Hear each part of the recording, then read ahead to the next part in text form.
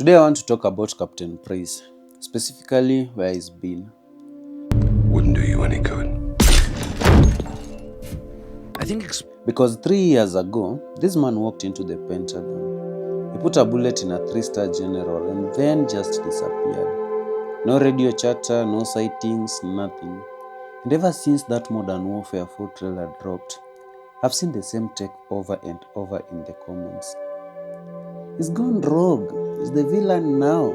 Simple as that. I don't think it's that simple. I don't think anyone's actually looked closely enough at what we already know. Because if you line it all up, a very different story starts to form.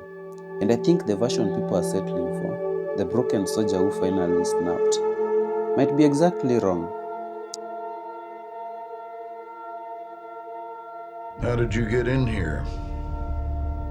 Mutual friend. So let's actually build Lazwell. this properly. Let's start with what's fact, because the theory only works if you are honest about what we are theorizing from. Here is what we know for certain. After the events in London, after Soap dies, Price gets access to Shepard's office inside the Pentagon. And it's heavily implied, though never said outright, that Kate Lazwell is the one who got him through that door. In that final meeting, Shepard tells him, he used to be better than this. Price doesn't argue the point so much as just let it go. Maybe he says, not anymore. And then he kills him. That's it. That's the last confirmed sighting of Captain Price. 3 years of nothing until the trailer picks the story back up. Now, here's the detail that I think gets skipped past too quickly. This wasn't a man losing control in the heat of the moment. Before any of that happened, Price spread Soap's ashes, he hiked back down the mountain with Ghost and Gaz at his side. And only after all of that, after the grief, after the walk down, after he had every opportunity and to the world heal stays off, clean. did he That's the reach out to mission. Lazwell and start planning. He got himself into the most secure building in the country with a clear head and a plan already in motion. That's not a breakdown, that's a decision. And honestly, that makes it worse, not better. Because a man who plans a killing like that isn't a man who lost the thread. He's a man who's finally decided what the thread actually is.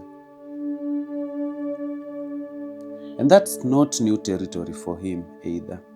Across the entire rebooted trilogy, Price lived in the grey. He bent rules when the mission needed it. He ignored orders that got in the way. He had people dragged off the street when he needed information out of them. His whole philosophy, the thing he'd say to justify all of it, was that they get dirty so the world stays clean.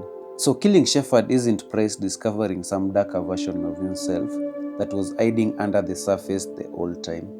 It's the first time in 3 games that he actually crossed the line he'd been walking along since the very beginning. But here is where it stops adding up if you just accept the simple version. Because think about what going rogue should actually look like for a man like Price. No unit, no task force 141 badge to hide behind, no backup. And Lazwell tells him herself right there in the trailer that people are still looking for him. For most soldiers, that's a death sentence within a year. For a man as recognizable as Captain Price, a face-off of Western intelligence has on file, staying completely hidden for 3 straight years without a single support system should be next to impossible. That's the question that should actually be bothering people. Not, why did he kill Shepard? We understand why. It's, how has nobody caught him yet? Because a man operating totally alone doesn't stay a step ahead of the CIA, MI6, and the SAS for 3 years running. Someone's been helping him, or something's been keeping him ahead of the ant. And once you start pulling on that thread, I think the real shape of these 3 years starts coming into focus. Here is what I think actually happened. I don't think Lazwell ever fully cut ties. Officially, helping Price get into that office should have ended her career, or even worse. But unofficially, I think she's been feeding him information this entire time, warning him when investigations get close, telling him which doors are about to close so he can be somewhere else before they do. It's the only explanation that actually accounts for 3 clean years with no sightings. And it fits everything we know about who she is. This is a woman Shepherd left for dead without a second thought. She's shown exactly how far she's willing to go when someone's crossed her. And unleashing an angry Captain Price on the man who betrayed her, that's not a risk to her, that's a plan. I also think Price spent those 3 years hunting Makarov, not out of grief, out of unfinished business. Makarov's network didn't die with him in Modern Warfare 3. His connections through the Connie group are still out there, still operating, still dangerous. And I think Price realized that without the task force behind him, quietly dismantling that network piece by piece was the only version of justice still available to him. But here's the part I don't think enough people are asking. What if the goal was never to kill Makarov at all? What if Price has spent 3 years trying to capture him? To drag him in alive and prove that after everything, after Shepherd, after going rogue, he was still one of the good guys underneath all of it. If that's true, then whatever forces his hand in Modern Warfare 4, whatever finally makes him kill Makarov instead of bringing him in, that's not the plan coming together. That's the plan falling apart in real time. And then there's Ghost and Gaz. This, I think, is where the fandom gets it most wrong. Everyone's assumption is that Ghost is out there hunting Price down, that is coming to bring him in for what he did. But stop and actually think about what Ghost watched happen. Shepherd tried to have Ghost and Soap killed back in Las Almas. During Modern Warfare 3, Ghost is the only one who openly suggests they just call in an airstrike on Shepherd and be done with it. This is not a man who is going to lose a single night's sleep over Shepherd, finally getting exactly what he had coming. And Gaz has followed Price since day one. He's operated in that same grey area right alongside him. Seen him bend every rule there has to bend. I don't buy it, not for a second, that either of them would just walk away from a bond like that over this. What I think is far more believable is that Price kept them at arm's length on purpose, not as a goodbye, as protection.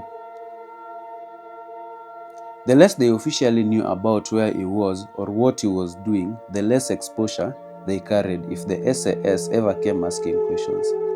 A message here and there, maybe, just enough to know he was still alive, not enough to put them at risk.